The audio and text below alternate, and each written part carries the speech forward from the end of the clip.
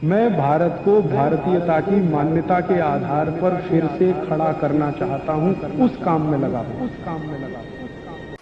और वर्षों वर्षों तक आपको मालूम है यूरोप और अमेरिका में झगड़ा होता रहा।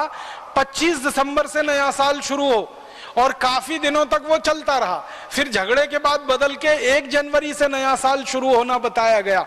अब 1 जनवरी से उनके यहाँ नया साल शुरू होता है, उसके पीछे का कारण पूछो, कुछ कारण नहीं मालूम है कि 1 जनवरी कोई नया साल क्यों होता है, 15 जनवरी को क्यों नहीं हो सकता, 20 को क्यों नहीं हो सकता, या मार्च में क्यों नहीं हो सकता, अप्रैल में क्यों नहीं हो सकता। वो कहते हैं कि बहुत लंबा झगड़ा था, 25 दिसंबर और 1 जनवरी के बीच में वो झगड़ा सुलझ गया, 1 जनवरी कर लिया गया। 25 दिसंबर को तो फिर भी अर्थ उनके यहाँ समझ में आता है, ईसा मसीह से जुड़ा हुआ है, लेकिन 1 जनवरी तो कुछ भी समझ में नहीं आता किससे जुड़ा हुआ है। और इस देश में ऐसा बेहूदगी वाला हिसाब किताब बन गया है कि 31 दिसंबर की रात को और 1 जनवरी की सुबह देश के मुंबई, दिल्ली, मद्रास, बेंगलोर आदि आदि बड़े शहरों में होटल बुक किए जाते हैं, रात भर पार्टियां चलती हैं, कान फोड़ू संगीत बजाया जाता है और पता नहीं क्या क्या सब व्यभिचार किया जाता है। वो नए वर्ष मनाने का हमने पूरा नकल करके पश्चिम से या यूरोप अमेरिका से अपने जीवन में बसा लिया। और भारत में अगर हम नए वर्ष की बात करें तो भारत के अलग अलग क्षेत्रों में नए वर्ष मनाने की अलग अलग परंपरा है। जैसे आसाम में नया वर्ष बिहू से शुरू होता है, तो बिहू का कोई गहरा अर्थ है हमारे समाज जीवन में, हमारे राष्ट्र जीवन में। बिहू के पीछे पूरी संस्कृति है और पूरी की पूरी सभ्यता का दर्शन है, इसके लिए बिहू है और उसके साथ नए वर्ष की शुरुआत है। इसी तरह दक्षिण में हम चले जाएं तो मानते हैं कि ये दिन खास है, ये दिन खास है। उत्तर में, दक्षिण में, पूर्व में, पश्चिम में। अब ये पश्चिम भारत में गुजरात के लोगों के लिए बहुत महत्व का दिन है, दीपावली वाला। तो दीपावली के अगले दिन से वो नए वर्ष की शुरुआत मानते हैं, क्योंकि व्यापार के हिसाब से वो उनका सारा हिसाब है। तो हर जगह भारत में नया वर्ष है, वो चाहे तमिलनाडु का हो, चाहे आसाम का हो, गुजरात का हो, या हमारे इधर लोहड़ी होती है पंजाब में, लोहड़ी से नए वर्ष की शुरुआत मानी जाती है। तो सब जगह कुछ ना कुछ विशेष आधार है और उसके पीछे पूरा दर्शन है। यूरोप और अमेरिका में तो न कोई आधार है न कोई दर्शन है, फिर भी हमने नकल करके 1 जनवरी को नया वर्ष मनाना शुरू कर दिया। जनवरी गिनते हैं, फरवरी गिनते हैं, मार्च है, अप्रैल है, मई है, जून है, जुलाई है, अगस्त है, सितंबर, अक्टूबर, नवंबर, दिसंबर। ये पूरी की पूरी अंग्रेजियत की पद्धति है, विदेशी पद्धति है।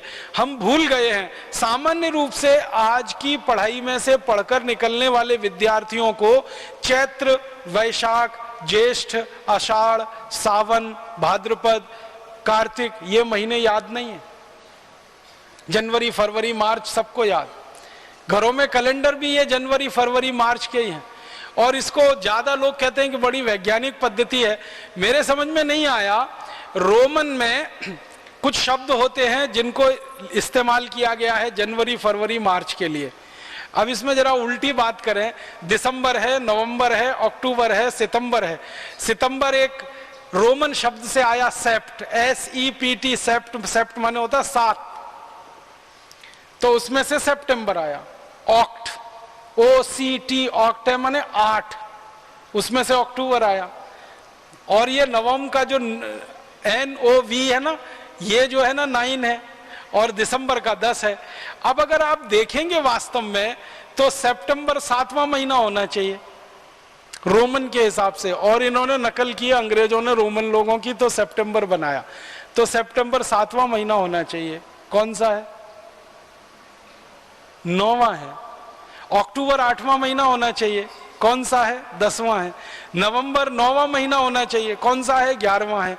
दिसंबर 10वां महीना होना चाहिए। कौन सा है? 12वां है। कितनी अवैज्ञानिक पद्धति है महीने के गणना की, और इसका कोई अर्थ भी नहीं है। जितने भी अंग्रेज विद्वानों से पूछा जाए जनवरी का क्या अर्थ है, फरवरी का क्या अर्थ है, मार्च का क्या अर्थ है, अप्रैल का क्या अर्थ है, ये शब्द के पीछे की कोई गहराई है क्या, इसकी कोई व्याख्या है क्या, कुछ नहीं है। और हमारे यहाँ हर महीने के नाम का एक विशेष अर्थ है और उसके पीछे एक लंबी व्याख्या है। वो चाहे कार्तिक हो, चाहे भाद्रपद हो, चाहे सावन का महीना हो, श्रावणी हो, कोई भी महीना है, उसके पीछे एक विशेष विश्लेषण है और एक लंबा उसके पीछे आधार है। अगर मैं उस विषय में जाऊंगा बहुत समय खराब हो जाएगा, लेकिन अभी संकेत मात्र में कह रहा हूं कि भारतीय गणना के हिसाब से महीनों के जो नाम तय किए गए हैं ये विशेष अर्थ वाले हैं। अंग्रेजी पद्धति से जो हम नामकरण करते कोई अर्थ ही नहीं है और कोई बताता भी नहीं है उनके बारे में। दोस्तों, सबसे पहले तो चैनल सब्सक्राइब करें, फिर लाइक, कमेंट और शेयर करें, और हाँ, हमारा एंड्रॉयड ऐप डाउनलोड करना ना भूलें।